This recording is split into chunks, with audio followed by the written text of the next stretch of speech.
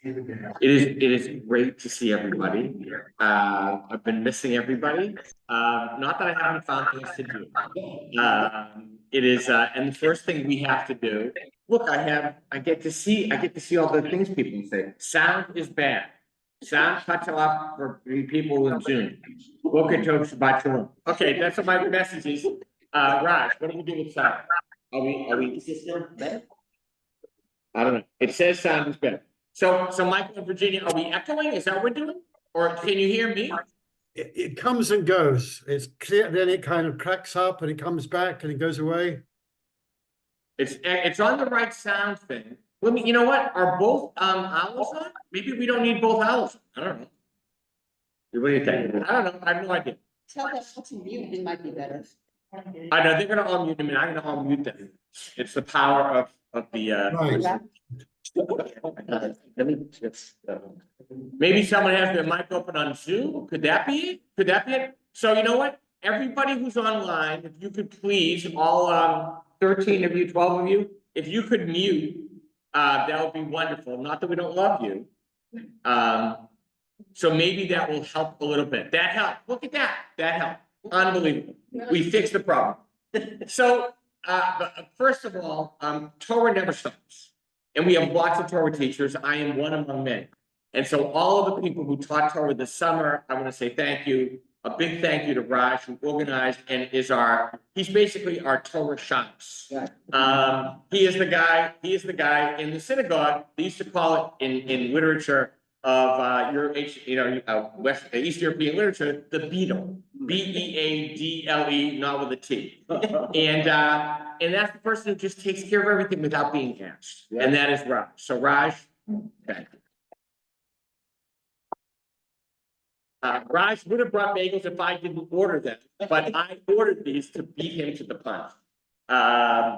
So the gift of Chevrah is that every year we have a covenant theme of Jewish learning and living. And this year's covenant learning and living theme is Mitzi, get a bagel before you come sit down, please. We got bagel. Is the covenant learning and living theme is based on the book I'm holding up, which you can't really tell what it is. It's called the Amen Effect, Ancient Wisdom to Mend Our Broken Hearts and World. It's by Sharon Grouse. What happens every year is I read a book around November or December, and I say, that is such a seminal book. We have to use that. And this book happens to be by one of the I think leading spiritual or the great spiritual leaders in our country, and also just a really, really important thinker, especially these days. Sharon Brous, I'll tell you more as we go along. Sharon Brous will be our fall scholar on December 4th. She's only here for one evening. She'll do a dinner and then a presentation. But this is, in essence, what it means to live covenant. It's as if it was written for our community. So we're going to integrate Chevrah Torah this year into covenant learning and living. Before we go any further, nobody said, you didn't say the blessing. So let's share in the blessing of Torah, the last three words of which are la'asot b'divrei Torah, to engage in the study of Torah. If you say amen, you get full credit. Share with me in the blessing. Baruch atah Eloheinu melech haolam asher kidshanu b'mitzvotav v'tzivanu la'asot b'divrei Torah. Amen. So now everybody mute again online, so we don't have the feedback and whatever it is. Dave Zabel, you got to just click that mute button, even though we love you. I want to do for the first, hopefully not a half an hour, but it might be, to go through what I see as the thematic thread that's going to connect all of our exploration of Torah this year, which is what we're calling our covenant learning and living theme, Amen, living a life of presence and promise. So I'm going to start with we saying go around. Let's not start with that opening paragraph. Let's skip down. So this is how we'll frame.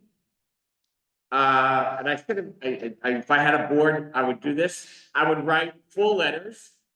PRDS, Pardes. So this is the Pardes method of learning Torah. It is not mine. It's the rabbis of 2,000 years ago plus. And each is a layer of Torah. Think of an onion that you're trying to get to the core of the onion. And so each is a layer of Torah. We begin with the pshat. The pshat in this case is show up. These are all framed after chapters in Sharon Bras's book, Rabbi Sharon Bras's book. The first chapter is called Show Up. Facing the broken people, places in the text, entering the sacred circle. What's the sacred circle? Lisa. All who entered the Temple Mount entered by the right and went round to the right and went out by the left, save for one to whom something had happened, who entered and went around to the left. So there's a little more in the text, but I cut it off. This is from the Talmud.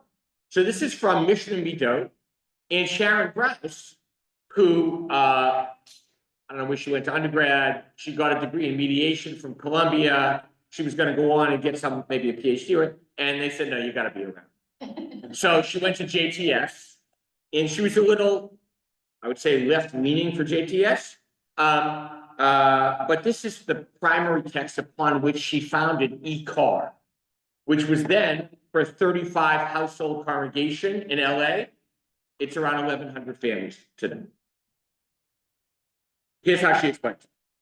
Most people would enter the Temple Mount on the right side of the southern gates, and they would turn right and eventually come out on the left. The exception was one who was either a mourner or who had been excommunicated. They would enter the same way, but they would go around to the left. This seems to have served as a means by which others could tell that something had happened to them. Someone suffering, the text tells us, just as we do when we are hurting, walking every step against the current. Pass by, would stop and ask, Ma'alah, what happened to you? And as they answered, others would look into the eyes of the shaken, the broken, and say, may God comfort you. May you be wrapped in the embrace of this community. So this is the primary, first of all, this isn't a covenantal approach to life. What is? I would call it blueberry. For those of us who studied one Jewish thought, if you haven't, you can come to adult confirmation. Though we got 54 people, it's really enough. But if you want to come, you can. We're exploring different God constructs over the next 9 months. So what is this telling us? What is this sacred circle about? To me, of course, I'm a little confused. The more I get excommunicated, I don't think that was a community decision to excommunicate, and why do people feel the effort when they were the ones who be excommunicated? Yeah, well, yeah. So that's a great. Like Gary's onto something really good, which she'll explain in a chapter in the book, and then again later. But I'm going to tell you, just as in a nutshell. So why would somebody be excommunicated? All kinds of reasons. You're put in a Chevrah in the ancient Jewish world. But Lloyd, you want to give us a reason to be excommunicated? Not that I'm pointing fingers. Right? Writing a bad article? No, that is not it. No. I mean, it's technical. Use summons to appear before then you challenge authority. So you challenge authority, or right? There's a lot of reasons that don't necessarily make you the worst person in the world. And what do we know about the people who they're still coming to the temple? They still bring offerings. They still want to be part of the community. So the point being, whatever happened to you, and she goes on to talk about that, we'll do a little bit later. Everybody asks Malach. For those of us who are thinking, this sounds very Torah-itic, right? The question to Hagar was, Malach Hagar. Hagar, what's with you? Why are you in the desert crying under a bush? So the idea that there are there are most people go one way, and those who are in distress or suffering or struggling go another way, and they pass. First, So someone who is excommunicated is still part of the community? yeah, well, yeah, it can still come to temple. Can still not come back. Actually, yes. Actually, yes. This invitation to the notion, correct? Chevrah. Chevrah, yeah. Karet means you're cut off. That could be different. That could be different. Right, that could be different. But I don't want you to get caught in excommunication. God forbid. Right? Right? Right? That would, say it again? Exactly. But the takeaway is that we have to be there for everybody. And if people want to be part of a community, a sacred community especially, we have to notice the people who may be going against the grain, or walking a different path, or finding it hard, or carrying the burden, or just keep going. So now we're going to read the little top paragraph. Nancy, give us it says the Amen effect. This is a quote from later in the book. So you want me to go up, not down? Yeah, go up, gotcha, please. A man living a life of presence and purpose. The Amen effect, is an argument for the sacred and life-changing power of true, heartfelt encounter. A way for us to live more meaningfully and faithfully, more responsibly. That is precisely what we must now do. Put to rest an old story, loneliness, isolation, polarization, and in its place, lay the foundation for a new story. One in which we see each other in all our bruises and beauty, see each other not despite our broken hearts, but because our hearts are broken too. See each other not only because we can, but because we must. Say amen to another's sorrow and celebration because we understand what it means, and because we know that this is the only way to build a society of love and justice worthy of each and every one of us. Right. Amen. This is right. This is yeah, so this is a statement from a later chapter. She's gone through different sort of ways that we connect, how we are there, what presence and purpose is about, and it's just very affirming. You know, I don't think anybody's going to argue with this. It's really what a covenant community aspires to do. So we just put this at the top. But not to understand, so the prism through which we're going to pour Torah, the first piece is going to be that sacred circle. Or how do people in the text, or how does the text present broken people and places, or moments of struggle, or moments of challenge?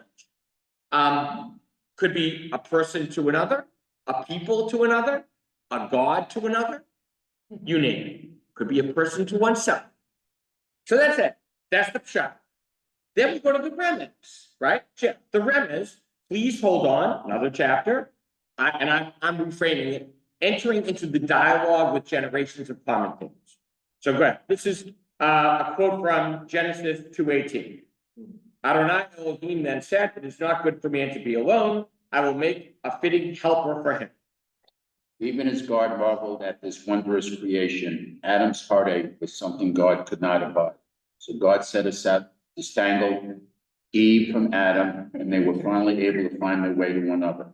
Ezra K. Negdo, as Eve is called, is usually translated as helpmate, but it really means someone to help you. Ezra, by standing opposite you, Keneged lo. someone to support you, to challenge you, even to confront you when necessary. From a spiritual standpoint, you meant to live Biologically, not a word we usually use in common parlance, right? So what is this saying, which I just love? And again, she's a very, very learned rabbi. And so she goes to text throughout the book. And she just cites this text in the chapter, please hold on, which is about the dialogue. So Eve is created as an Ezer Kenegdo, often translated as helpmate, bad translation, or inaccurate translation. What does she tell us it means? Somebody who stands opposite you and at the same time supports you, challenges you, confronts you, we live in die. This isn't obvious for anybody who's been to Chevrah Torah. We know it's about the dialogue. But it's great to know that as we're approaching a text where there's some struggle, challenge, two circles, two entities going in different directions, or an inner struggle trying to go towards God, we will try to then enter the dialogue to confront, challenge, question, and support each other. That's okay at Chevrah. Part C, the drash. How do we frame the drash this year? Per chapter, see no stranger. Upholding, celebrating the human dignity that makes us whole. Who's up? Steve? The ancient rabbis had a dramatic warning. What happens when a society fails to honor the ultimate centrality of human dignity? Here's how Jewish tradition midrashically reads the great sin of Sodom. They are abundantly rich in natural resources, fueled by the spirit of scarcity, seeking to safeguard their riches, so they plot. Let's eradicate the markets, so they need share with no one. Right, so this is, now she's gonna go into a midrash, which is a lot of fun, and she proves the point. Who wants to read? But it was not enough to criminalize cuts. They also ruthlessly targeted their own. They cheated and stole from the most vulnerable. In Sodom and Gomorrah, people's worst inclinations were propped up in the legal system. Abraham's nephew Lot. He was an unremarkable fellow, but Lot had a daughter, Lottie, and all like her father. She saw every person as an image of the divine. She knew well the danger of compassion in her society, but she also understood she had to do something to help. She quietly conceived of a way to sneak food to the poor. Surveilling her, they witnessed Lottie bringing them bread. So the people of Sodom prepared to burn. In her final moments, Lottie wailed. It was terrible anguish and cry. So piercing that the Holy One could not ignore it. According to tradition, there was Lottie's cry that awakened God to the injustices being perpetrated. It is taught that if we listen deeply, we can still hear Lottie's cry to this day. Harold, go ahead, finish it. The challenge is to imagine a fundamentally different reality, a world in which we recognize and invite each other's dignity. We, like Lottie, must see one another as worthy of love, of grace, of goodness. We must train our hearts to see even the people others might render invisible. A world in which we recognize that we, images of the divine, are all bound up with one another, and our hardest and holiest work is not to look away. Right, so similar, not so different than, it's actually 4 years ago when we used Wiesel's, the book about Wiesel's classroom by Rabbi Ariel Berger, called Witness, to understand the other. The drash helps us to understand that really nobody is a stranger. We may treat them as a stranger, but nobody is inherently a stranger. Mitzi. I'm curious about all the like when we get information about tradition, where does it come from? Like, where is this? Oh, where does this midrash come from? Yeah, that's such a good question, and I can only partly answer. I can give you the rabbinic answer, which is it's in Midrash Rabbah. That's like saying it's in the big book of Jewish knowledge. It comes from a legend that was extant between the 2nd and 6th, 7th, 8th century of the Common Era. And it appears in at least 2 sources that I know. But it was a legend. So it was just, remember, Judaism is an oral tradition. So it was passed down orally, right? And so when somebody said, oh, Potit, you know, they would talk as if, oh yeah, that's real. Not in the Torah. It ain't there. It ain't there, right? But the takeaway is, right? The takeaway here is the drash is to try to find within the struggle in the text a way to uphold human dignity, a way to see a different kind of reality, to see a world where God's image is reflected in everybody. And that we're all connected. Even though that's them and that's us, somehow we're all connected. Clarence, you had a question? I'm just trying to understand the prior point. So God said, disentangle Eve from. Oh, yeah, you noticed it, huh? Yeah, Yeah. Do something. yeah, the reason that, Because. Question is, if you're entangled, like if you don't have that Yeah. ability to. yeah, so let me tell you the minute, so again, and it's so smart for you to note that. And such a pain in the tuchus. So I will, I will tell you this. So the original, I love you. The original midrash is this. Here's the midrash. The midrash is in Midrash Rabbah, Mitzi, the same source, where it says, and maybe the Talmud, I'll check. Adam and Eve were created, right? It says, Zachar u'nekeva bara'otam. Male and female, God created them, which could imply both. And so there are at least two rabbis who say they were together, back to back, couldn't see each other, had to be separated in order to get some distance on one another. And that's how Eve is called Ezer Kenegdo, the help opposite. The one, right? They used to, so, and Norman Cohen writes about it. So it's, and again, I'm gonna get stuck in this because we got a whole Torah portion to do, but it's just about knowing that we are over and against each other. Yes, we used to be together. So I understand the theme of this. Yeah. And I look at this and I'm just talking from every ever, we talk about how Jews went off, or somebody went off the rails. Whether it's Adam trying to kill his son, whether it's In a biblical kind of. there isn't once there. I mean, well, Yeah, of course. Jacob. You don't have to far in Torah to see people really messing up. So, that's fine and good. Now you got this. Right, well, so the challenge of the drash will be, where is the human dignity in this?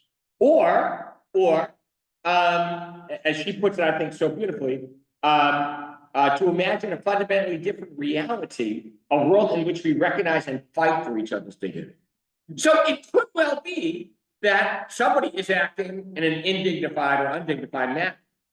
But is there a way to redeem it? Or is there a way to say, that's wrong, you should do this? So it's about trying to recognize the sacred spark in every human being. The stove takes it to a deeper level, which I would call come alive. Again, another chapter in the book. Who's up? I have no idea. Harry, are you up? Give us a little of the same. An angel of God appeared before Hagar. Don't be afraid. God has heard the boy's cries and he will survive. Hagar's eyes are open. There is a well of water. It's a miracle. The reference suggests that it had been there all along. And Hagar's grief, she was unable to see it. If the angel's presence, she finds the will to see. In the very next chapter, God instructs Abraham to take his beloved son up the mountain, slaughter him. Soon he stands above his son, his trembling hand clutching the knife just over his son's neck. But then an angel of God appears, Abraham, and you dare from this child. I'm sorry. I'm sorry.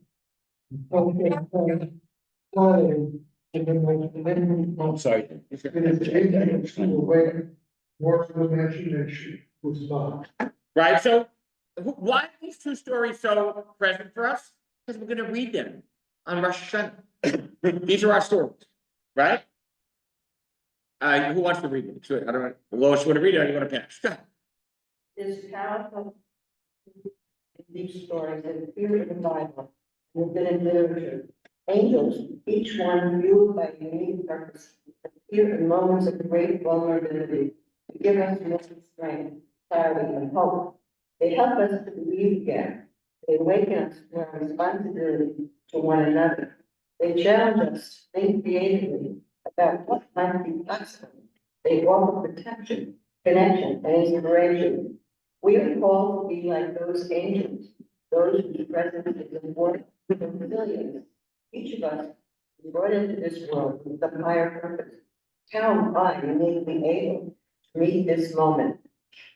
What does this moment demand of me? Our life's work is home, is spiritual and moral clarity. We need to live into our purpose. We are the angels. The whole world is waiting for us. Yeah, she's quoting Hession. So the very idea that we encounter angels in the text in our lives will help us see. And what Sharon Brous is challenging us is to be the angels. You remember that that Larry Kushner, being a neo-mystic, reads the idea of malachim, angels, as also the same word for messengers. So Kushner teaches that we're all sent messengers on a mission. And he says, quite literally, you are not necessarily going where you think you are. Meaning, it's even unbeknownst to us. So we will try in the Sod to find those angel moments when others are there to help somebody see, to save a life, to redirect it. Gary. Modern world here, what do we do with this concept of angels? Yeah, we don't read it, we don't make it literal. We don't make it literal. In the ancient text, it seems very literal. But I would say we read it as the Hebrew is malachim. So to be a malach is to be a messenger. There are messengers all around, all in our lives throughout the day, every day. Well, let's say in the case of Abraham and Isaac, is the angel, another person or something who came by, or was this a part of Abraham that said, wait a minute, what am I doing? Yeah, I mean, I think it's something in the text. It may be the ram. The ram's good. Paul. Well, isn't this implying, like when we meditate, etc., that we're all angels when we bring compassion, when we listen to somebody else? Yeah. It's not a phenomenon. We all can be angels when we say hello to somebody, which was earlier in this. Yeah, yeah. And I think that is exactly the start of 100%. And as Sharon Brous says, it's about gaining spiritual and moral clarity about and living into our purpose, which is why I call the covenant learning theme, living a life of presence and purpose. Because somehow we're all messengers, and even though you don't know it, you have been the angel for somebody else, as they may have been the angel for you. So this is, again, don't get caught up in this, you're not excommunicated, none of you. Right? This is the template we'll use just to be able to understand, and I'll reinforce it again and again. Next week we'll be downstairs. There's a Shabbat program for the little ones. So next week we'll be downstairs back in the Jacobson family chapel. And I will have 4 different pieces of paper on the wall that just spell out the pardes. So now, go to this. All you people online, we're changing, right? We good? Everybody good? Okay. So now that we have, no. But we'll do what we can do. So you're gonna go up to the beginning of this text, right? Do we have this text, right? So we're gonna get the other guy. Hold on a second. It's happening. All right, here we go.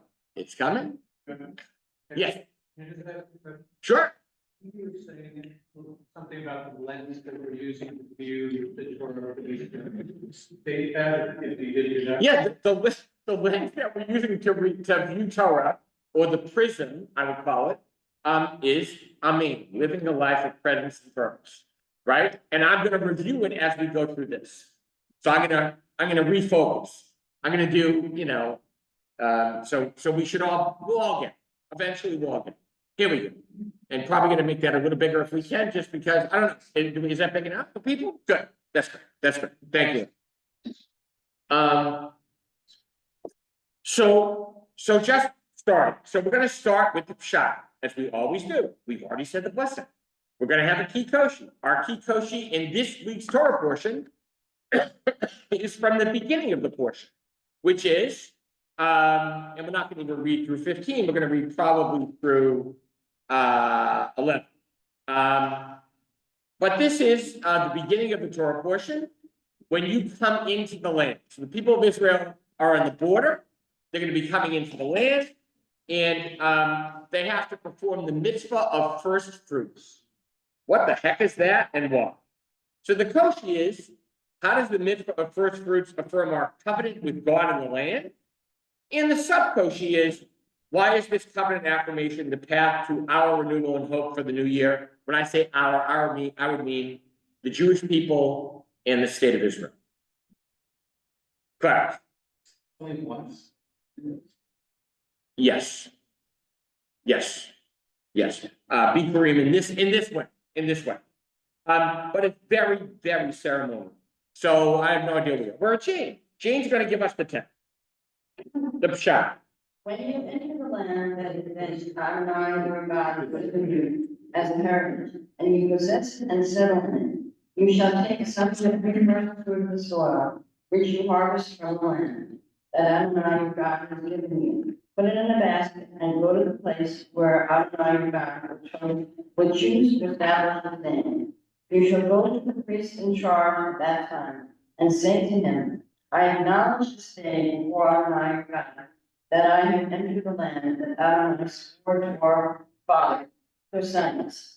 The priest shall take the basket from your hand and set it down in front of the altar of Adonai your God. Right, so this is the ceremonial offering of the first fruits. It's done by everybody, supposedly, every Israelite who's come from, slavery and servitude and is now settling in the land. They've grown something, and their first fruits, which they really would like to make a delicious fruit salad with, they have to offer, right? So they bring it to the Kohen, who will be at that time, a little anachronistic, but it's okay. And then they have a special ceremony. What do they recite? Mark or Ken? Whoever wants to. You shall then recite as follows before Adonai your God.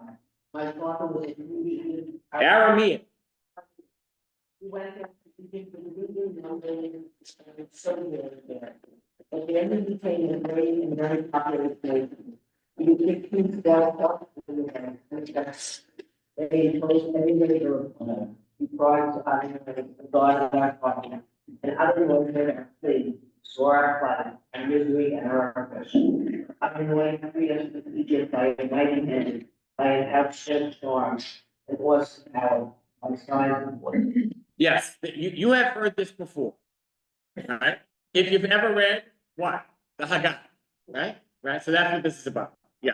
So this is the Passover recitation. This is the synopsis. We're going to get to this in a minute. We're just going to finish the text. So Cal, just give us the rest of. He brought us to this place and gave us this land flowing with milk and honey. Therefore, I have heard the first fruits of the soil, which you have given me. You shall leave it before Adonai your God, and bow low before him. And you shall enjoy, together with the Levite and the stranger in your midst, all the bounty that Adonai your God has bestowed upon you and your midst.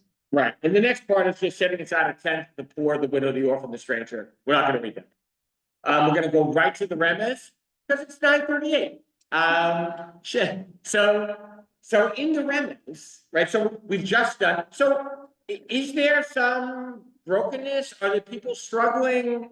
Is there any dual circle in this beginning? Do we see anything like that in the text? Well, what we see is a meeting between the Israelites, brand new, coming into the land, offering, and the Kohen, or the representative of God's indwelling, or God's presence. So there is a meeting of sorts. The Remes, right, keeping the koshi in mind, how does this mitzvah of first fruits affirm our covenant with God and the land, for us as people of Israel and the land and state of Israel? So what do we make of this? How do we understand? Look at the Remes on verse 1 and 2. Elaine, give us this. Professor Jeffrey Tigay is simply the editor of the new JPS, not so new, 15-year-old JPS Torah commentary that I use. Themes of the ceremony underscore the key word. The poverty of Adonai, guiding history and fertility, and is the object of thanksgiving, is expressed by the appearance of God's name 14 times. And the word Vatah, give, sign, thank you. Providence. This emphasizes that the land was a gift from God.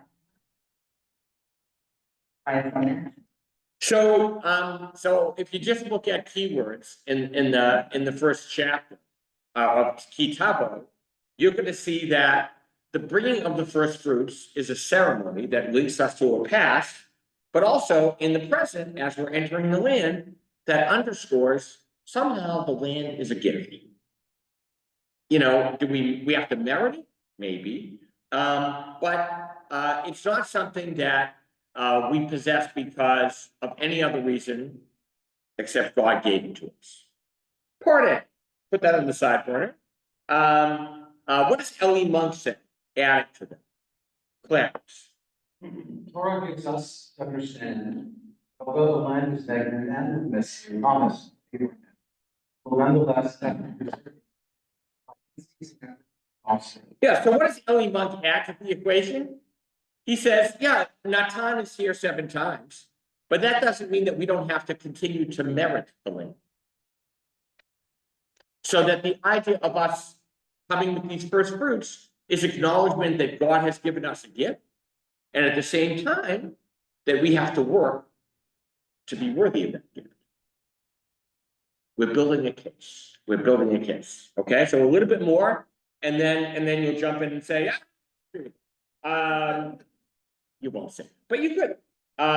So you go to the code. This is a very key verse. So I'm going to go to the Hebrew in the beginning. So uvata, I'm in the Hebrew in the first page or whatever. Uvata el Kohen, asher yeheh bayamim hahem. You're going to come to the Kohen, who will be serving in those days. By the way, what does that mean? Well, it means the text was written, and then it was hearkening back to a time when the Kohen didn't exist, but it was probably written when the Kohanim existed in the temple stood. Kivati el arta for nishbal Adonai. So, and say, I've come into this land. I've come and say to him today, using the phrase "Ladonai Elohecha," Adonai your God. So there's a question here. Why would you say not Adonai our God? You say Adonai your God to the Kohen? I mean, isn't it your God too? So now the question being played out. This is the JPS. Who's up? Lloyd. Farmers Christmas. God is of course farmers God as well. People often say to God and bring priests or prophets because they're often God. Right. Yeah, I hate this. I hate that commentary. I include it because I disagree vehemently with it. As does a Hasidic rabbi that I just taught on Thursday to a bunch of 50 rabbinic students. And there's, I wish I remembered who it was. I don't remember. But the Hasidic commentary says, puts words in the farmer's mouth and says, listen, just because I work in the field and you work in the holy temple doesn't make me any less holy than you. So don't elevate yourself because of your office. We are all created in the image of God. So again. This thing continues to disturb me. There have been 2 exiles since this time. How do we read this and understand this, recognizing that they were in these exiles? You mean since you're talking about since the time of coming into the land? Yeah. Well, yeah, you could also say there's something wonderful about it because we're back after the exiles, right? So it's all a matter of angle, right? How you perceive, right? So I would say, don't worry about the exiles because I think, at that point, we're going to get in trouble. Well, I like this a little bit, so I mentioned what you have to say about this. I'm with a group that we're reading through, I guess, First Samuel right now, and it's when Saul is speaking to the prophet Samuel. Yeah. And he basically, when he tears the robe of Samuel, and he says, he refers to your God, he doesn't say my God, he says your God. Yeah. I know that this seems like it's putting words in the mouth, but isn't it just trying to think through why a person would say your God? Like, to honor the office. Yeah, it could be, and again, it could be honoring the office of the high priest or of the priest at that time, without a question. Again, the text is, every nuance is worthwhile considering, I'm not sure, Paul. We skipped over a whole, this major problem. Okay, Times are, you're trying to survive, you tithe 10% to people who need it. yeah, But then you're also giving away your first reaping, your best stuff to the God, to the temple, or whatever. It has no use there, nobody's eating it, okay? So we're not supposed to look at a golden calf and worship, there's a lot of problems. yeah, You're not supposed to, why are we, it's like worship, the word worship, and the word then giving that, it's like the golden calf.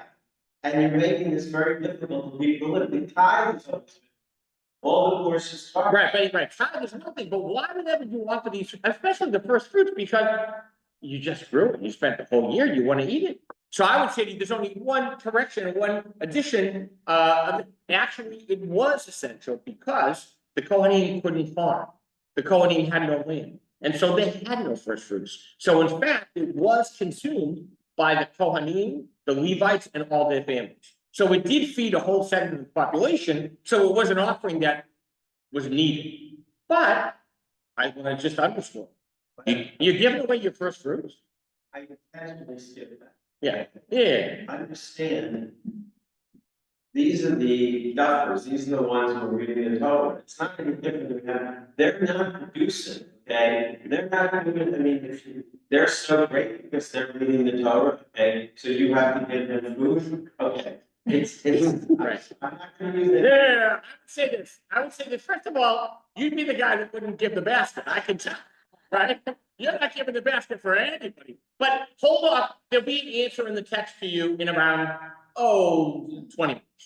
Sorry. Michael has it. Michael.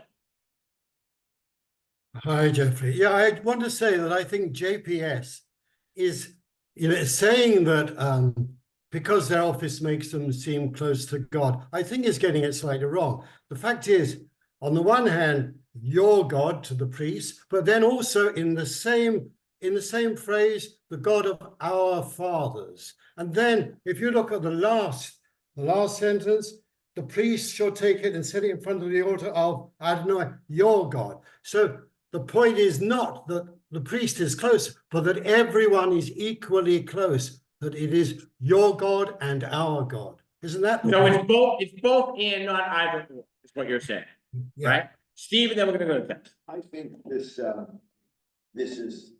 is okay, but it's not good because today settlers, the Orthodox don't serve. They think it's okay that they can get fruits of basket, but not serve the land. I mean, this is in context. Like I said, it's okay. Yes, you gotta give me 25 minutes to go there, okay? Give me 25 minutes, then we'll go back. Lisa, go real quick. It seems like, it's God, the generosity of God in giving the land, so they want the generosity of the people giving the first fruits. So that there's generosity done. Correct, there's generosity back and forth, and just to note, right? The Kohanim, or the priests at this point, aren't reading the Torah because the Torah didn't exist. What are they doing? They are creating a sacred center with sacrifice at its core that enables everything in society to function, including the agricultural system. When you offer the sacrifices at the right time, the rains shall come in due season, etc. So now what are we saying when we bring this first fruit basket, which is challenging? We're saying this declaration, which I think is the heart of the Haggadah in a way, and is our statement of who we are. Which means we may be walking in a different direction in the sacred circle, not the one where everybody's hunky and dory. So what does it say?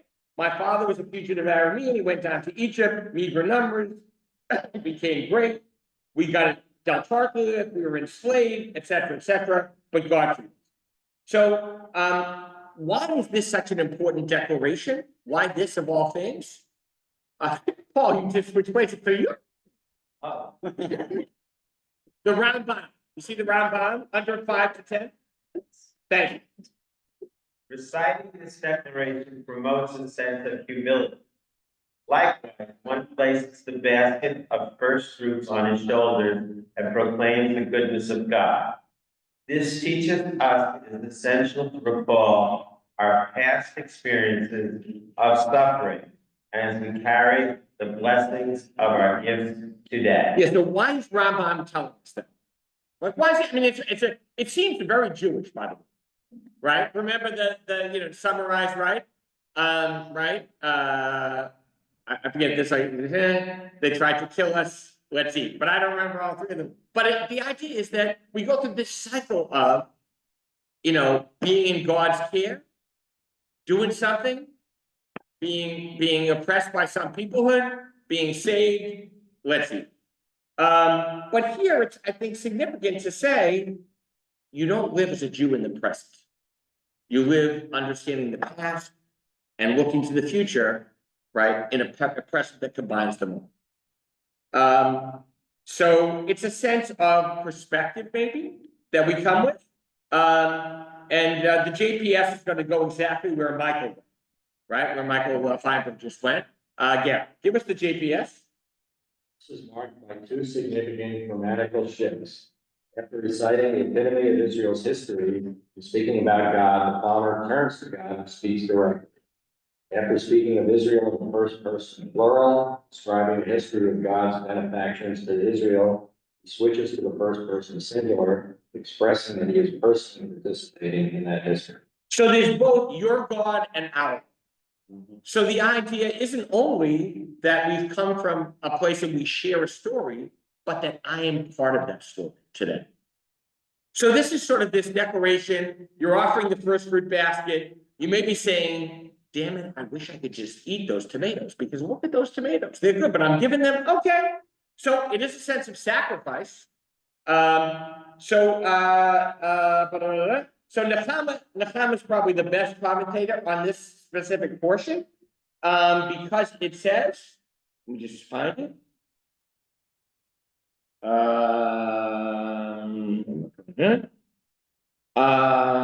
does she say? I've come into the land. I want to find out where it says, I have come into the land. Let's see where it says. Oh, Ubati El. So the Nechama thinks the idea of coming into the land is perpetual. What does she mean by that? Mike. Note the phrasing of the declaration. The Israelite does not say, my father's coming to the land. Rather, the Israelite proclaims that in every generation, as long as he dwells there, I have come to the land. Just as in the Pesach, where this text is quoted, entry into the land is in every generation. Israel had not taken the land for granted and simply breathed by its ancestors. Rather, every generation must behave as if they had just been brought there by the power and grace of God. So what is this first fruit ceremony about? What do you offer? Yes, you're actually offering something you'd like to keep, but you're feeding the priests and Levites and their families. That's A. But B, you're declaring somehow that your coming into the land doesn't happen once and never again. In a way, you have to acknowledge your connection to the land as beyond you, somehow connected to the grace of God, and you have to do something in response that keeps you connected to the land, and that keeps the land the sacred place where you dwell.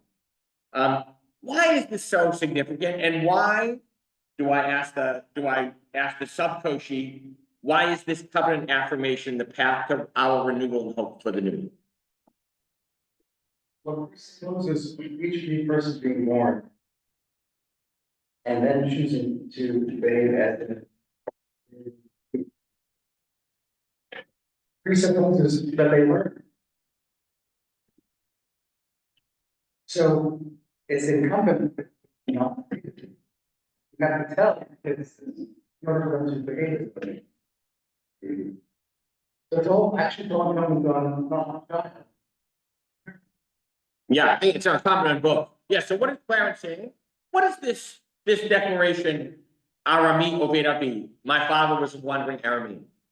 Around, I don't know, 25 years ago, I looked at it last week when I did this, in my Kitabo portion, I wrote a parallel. My father was a wandering Aramean. So, and I thought, that's really what we have to do. We have to write out. And so I wrote, you know, my grandfather, you know, my great grandfather was a wandering, man from Kishinev, who came here with his 3 sons, fleeing the Russian army, cutting off a finger of one of them so that he wouldn't be drafted, you know, and came here, you know, to establish a life in Lawrence, Massachusetts, blah, blah, blah, blah, blah. So that's the story that I was told by my grandfather, right? Correct. So somehow this story that, yes, you're free right now in this land, but don't think that means you're free to do anything and treat it any way you'd like. You were once slaves in the land of Egypt, and something greater than your own power redeemed you. Ellen. Just unmute it. Yeah. I just wanted to make a sort of symbolic connection between this, Nehemiah's interpretation, and your notion of the dialogic relationship that we have, because this idea of coming into the land and giving something back is really the key to every human relationship. We are given the gift of a relationship, but we have to relate that. Yes. Yes. Yeah. So it's all, you know, again, it's all about bringing that first fruit basket. And I don't want to make light of Paul's, you know, difficulty with it. It's a difficult. I don't think that in those days, and who knows, because I don't know 3,000 years ago. I don't think people would say, who the hell are they that I should give them my first, but they would say, really? I mean, we just worked hard to get, I want to feed my family. Come on, look. Maybe one other thing. The other things that are going on. First thing is, whenever there's men, we don't simply recite, we don't simply say they have to be called Magid. Magid centers around a couple of one. There's an act. It's not simply a story. Right. Arguably, this is about story as well, but you're also fixing an act to it. The story and Yes. also Moses knows he's not crossing the goal, but at the same time, he knows he has to take it stand. He knows that they haven't. Folks, he's saying you got Egypt. These kids, they may have been kids at the time where they were simply born in the desert. Yeah. A lot of them never saw the end. They didn't see the signs and wonders. The light show. They didn't get sound. And so what he is trying to do is tangibilize. Yes. And tangibilizing is hard. And this is what he gives them. Yeah, yeah. It's why my Zadie, I told the story many times, my Zadie Morris Treeback, who solved the Mendel Bayless blood libel case in Russia. So Mendel Bayless in 1899, 1898, you know, was accused and convicted of killing a little girl to make matzah, blood with matzah, a matzah with blood. And my Zadie would say to me before I left, every time we visited Lowell, Massachusetts, the world is a very bad place and they don't like us. I want you to remember that. I want you to remember where you came from. and brace up your mother. I didn't know why to brace up your mother, but yeah, just for him. But so this is our story, and I agree with you. Moses is the guy who says, and don't forget, listen, Understand the African American experience, even down from slavery to now. Why they all can say, because I see it now and the African American community is like, that. The God is done for us, and so what I want to ask you about is the first fruits. So is it giving all, just giving of? I think it's giving of the first fruits. It's a representative. The Talmud goes into great detail about how you identify them, you tie a ribbon around it, which ones you take, which ones you don't take. I would say to you it's a sampling, but I would understand what Lloyd just said. It becomes not just a story, but a right. Meaning that giving of the first fruits is connected to acknowledging I'm here because the people came before. Yeah. And thus I'm going to pay it forward. So I'm going to jump because I want to have time. Jump with me to the draft, and I call Dave Zabel as I'm jumping. Dave. Yes, I am, whenever we study this, I'm always reminded that because of the use of the word assignment. It's a real estate, in the real estate world, it means that it really refers to a lease versus a purchase. So, I'm always reminded that God owns the land, we're only leasing it. And perhaps this food that's being offered is a this is payment for the lease. It could be the beginning of showing that we understand that we need to be humble and we need to do the right thing, so that this is the beginning of our lease payments. Okay, all right, I like that. I like that. We're gonna go there and away. Lloyd, then we're gonna go to the Clarence, and we're gonna go to the draft. So farmers work very hard, in my understanding, a lot of farmers. But they don't control the weather, nutrients in the soil. Which you can grow. And that is also. That there are factors and powers beyond. Yeah. Gives them the gifts, and then the best, all because of their own. Yes. So, yeah, so perfect. So now read Rav Kook. Who's Rav Kook or Rav Kook? Rav Kook was the chief rabbi of Palestine. He's a mystic. From 19, I want to say the early to mid 30s. And he was a unique spiritual sort of presence. Unfortunately, his son began what we know today as Gush or Gush Emunim, which became the traditionally right-wing settler movement. But Rav Kook, I think good guy. Zev wouldn't agree, but I think good guy. So I have no idea where. Cap, read Rav Kook, and this is going to affirm, Clarence, what you just said.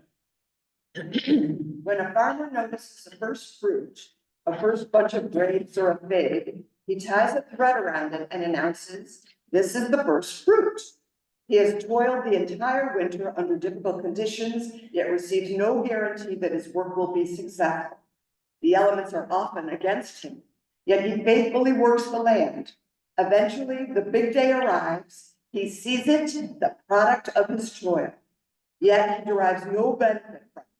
Instead, he sanctifies it, bringing it to the temple and giving it to God. In Eretz Yisrael, we are to fuse nationality and spirituality. The first fruits represented the success of not only the farmer, but the entire nation.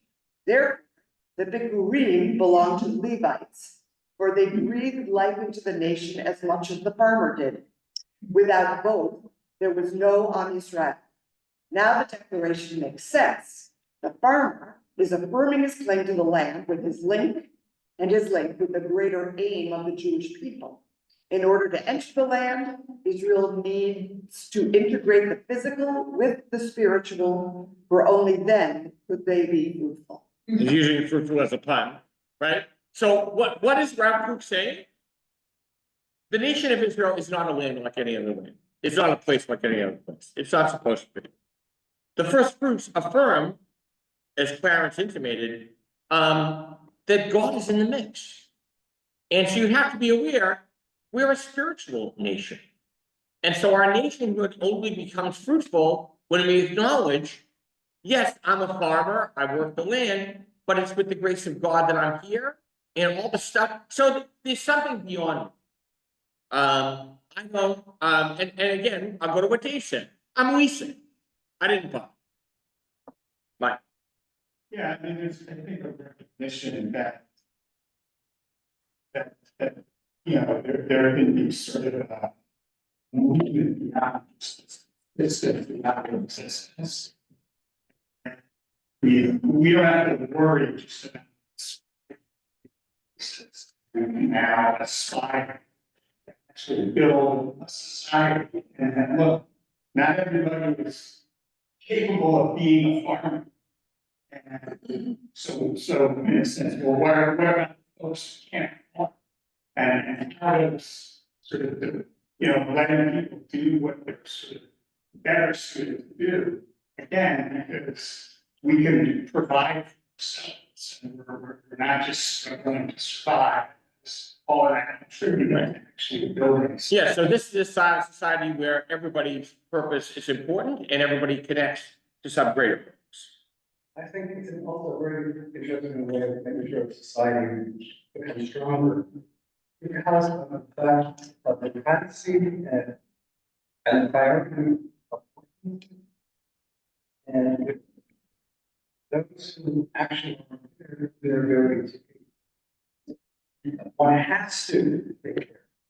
Yeah. So the mandate is to see the stranger. It reduces the vicissitudes of the causing death is basically game over. It reduces that, moves everybody back up to safety, the whole society. Yeah, yeah, so what, again, and it relates directly to, you know, to this, because it says, see no stranger, right? Right? Recognize that everybody, right, we were all strangers, everybody in society, even the ones we like to render invisible, we have an obligation to care for. It's also like a big party, everybody's going and connecting because everybody's bringing these baskets of first fruit. And it's also like Abraham feeding the three angels. Yeah, it's the obligation, but it's, so we become angels brothers. I'm gonna call you in a minute, but first we gotta read some soon.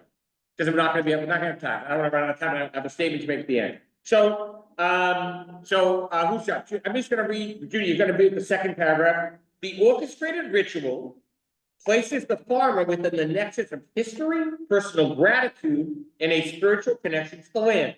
And now, Rabbi Feldner, is gonna come to the part that I still question. You see it? Still. Okay, still, it's his initial statement made to the priest that troubles me. In that statement, the farmer declares, I acknowledge this day before Adonai, your God, that I have entered the land. Why does the farmer say before Adonai, your God? It is, after all, the farmer's God as well. Right, the Ramban will then say exactly, you know, what a couple people said. It's acknowledging that the Kohen is God's agent. All right, go to upon further reflection, one paragraph. Upon further reflection, it seems to me as though the farmer was consciously distancing himself from his own history, as though he were playing the part of a stranger newly coming in and ready to confirm anew his attachment to the land. It is, in fact, an astonishing opening statement, a dramatic recreation of a divine union, a marriage between a people and its land. You want more? Yeah, you're doing so well, and your accent is perfect. You see? Adonai, your God, spoken to the priest, is a purposeful act of detachment. I have worked the land and come before you with this first fruit as I reattach myself to my people, my history, my land, and my God. It is a betrothal, coupled with the pledge that I will nourish the Levite, the stranger, the widow, the disadvantaged among us. Embedded in this declaration lies the conception of Israel as a nation, founded on the idea of the land as a gift, and that its people's existence on the land must be accomplished by gratitude and compassion for others. Right, yeah. So again, it becomes very resonant with our lives and Israel today. Tom, you want to finish it out, the first fruits? The first fruits is another form of covenant between people and land. Not the naturalistic sense, but rather deeply spiritual, one which is contingent on us recognizing the needs of others.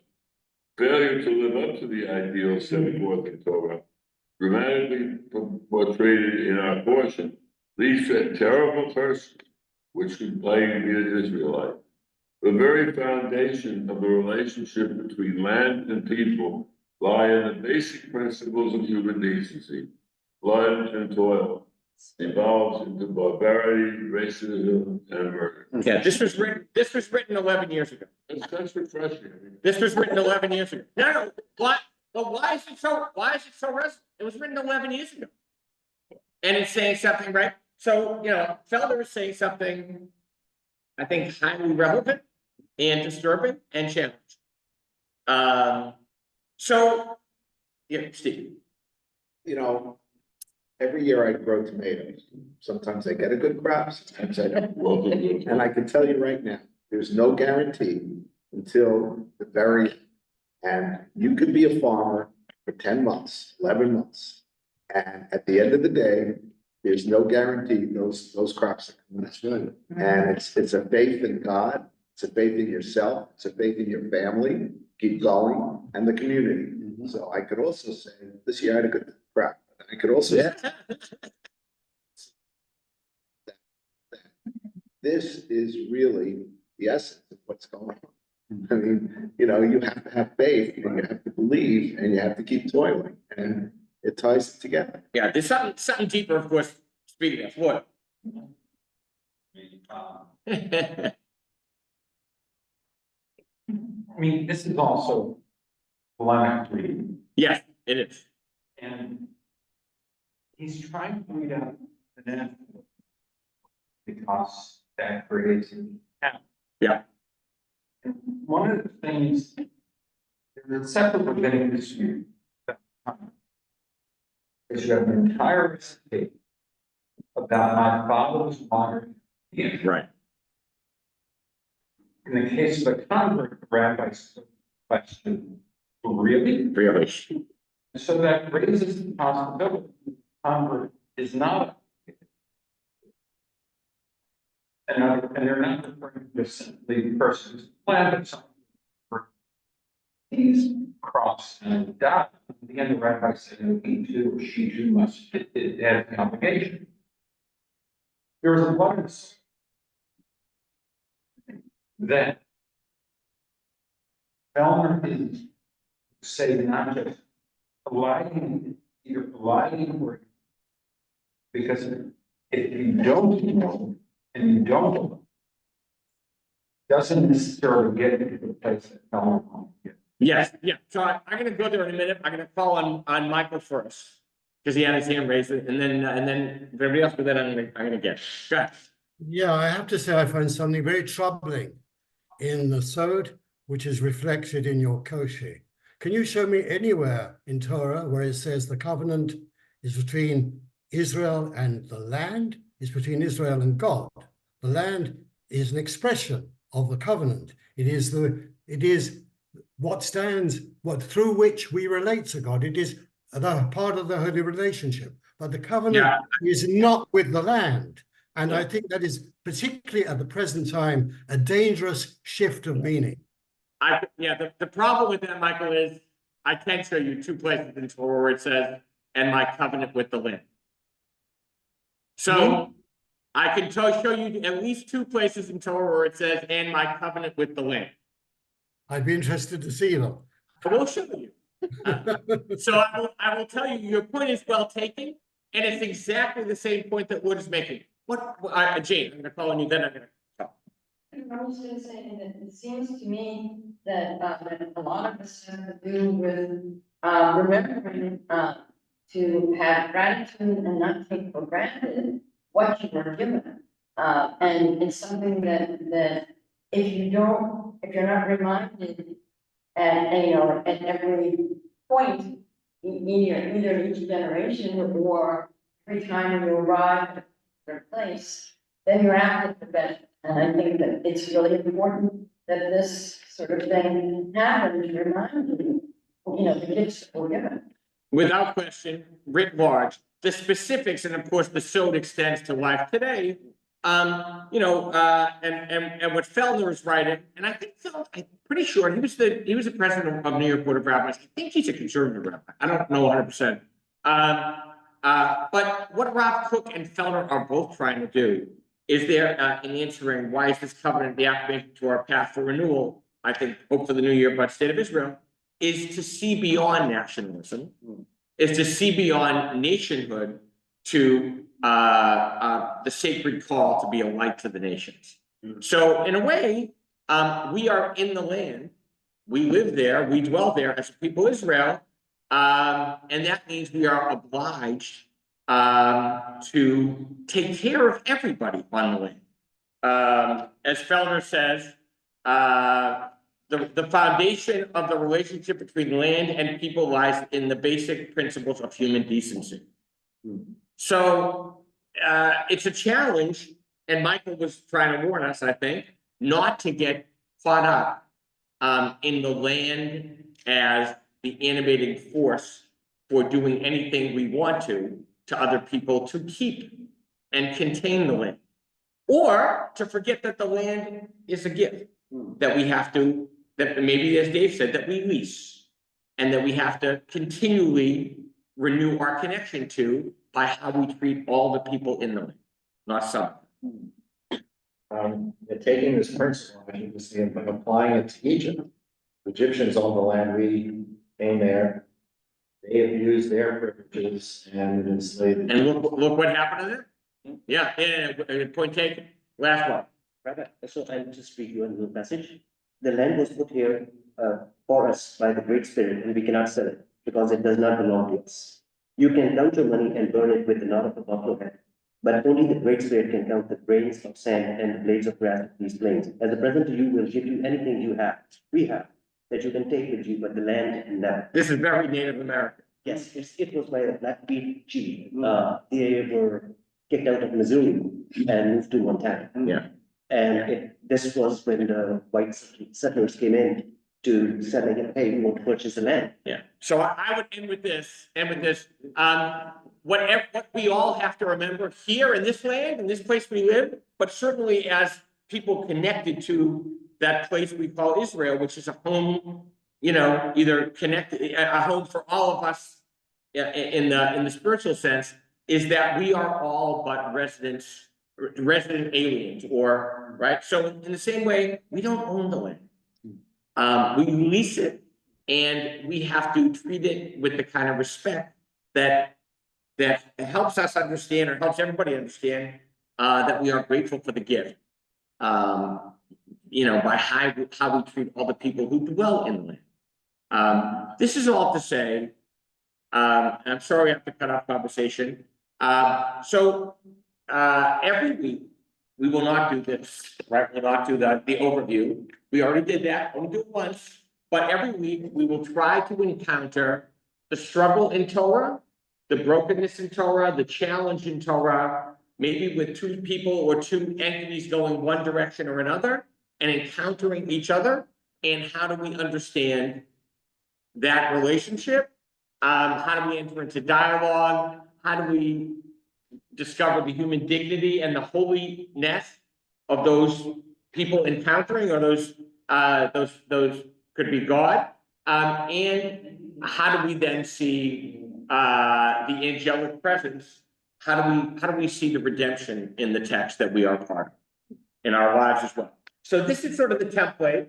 I'm sorry we had to rush, but it's nice to see everybody. Next week we will be down. We'll have plenty of time for discussion. I will not be pushing you too much. But you can push me, because that's what it's about. And tell your friends, because we always have more babies. Shabbat shalom. Jeffrey, please give the Posens a big hug from the Zabos today. Say it again, I'm sorry. Please give the Posens a big hug from the Zabos today. Give a big hug to, To the Posens for the bat mitzvah. all the Pogans, I will. Thank you. When I did your yard site with your dad last night, he got very worried.